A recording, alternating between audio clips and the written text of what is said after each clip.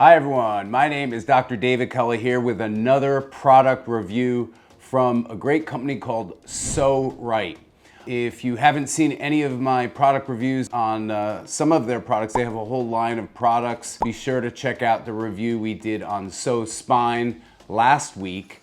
That's a really great review, but today we're going to review what they're famous for, okay? So PSO-RITE, most of you probably know this product right here.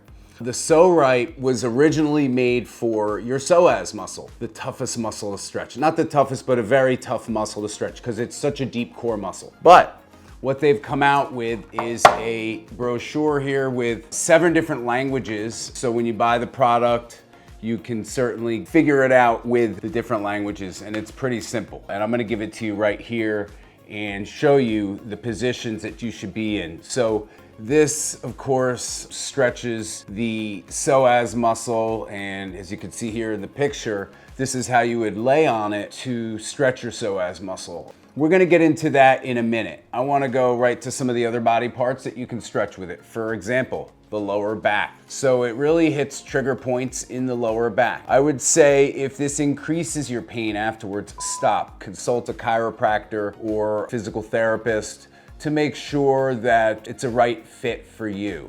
And as you can see here in the picture, how to stretch your lower back with the PSO-RITE device, and it's helpful for the lower back. I've been using this for a few weeks. I like to use all the products for a couple weeks before I write a review.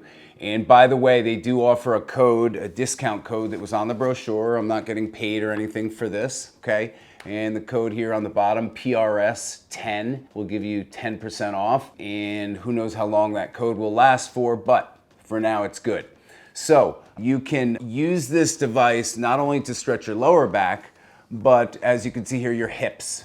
So I tried my hips with this device, and you can see here in the picture, it's kind of at a twisted angle, and I didn't really find it that helpful for my hips. There's just so many other stretches I do for my hips, like using a lacrosse ball or just stretching the hip, just without any device, that I really like better. I didn't find this too helpful for the hip, but I did find it helpful for the lower back and the psoas we'll get into in a second. And then the traps. You can use it for your traps as well.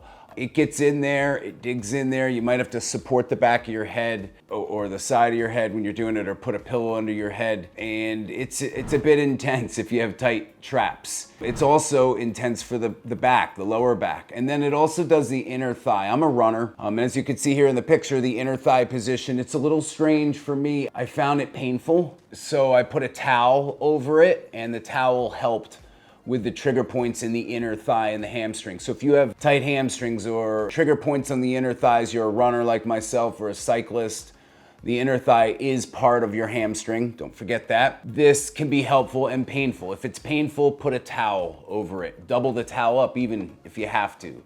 Or wear a pair of sweatpants if you're wearing shorts at the time, you know.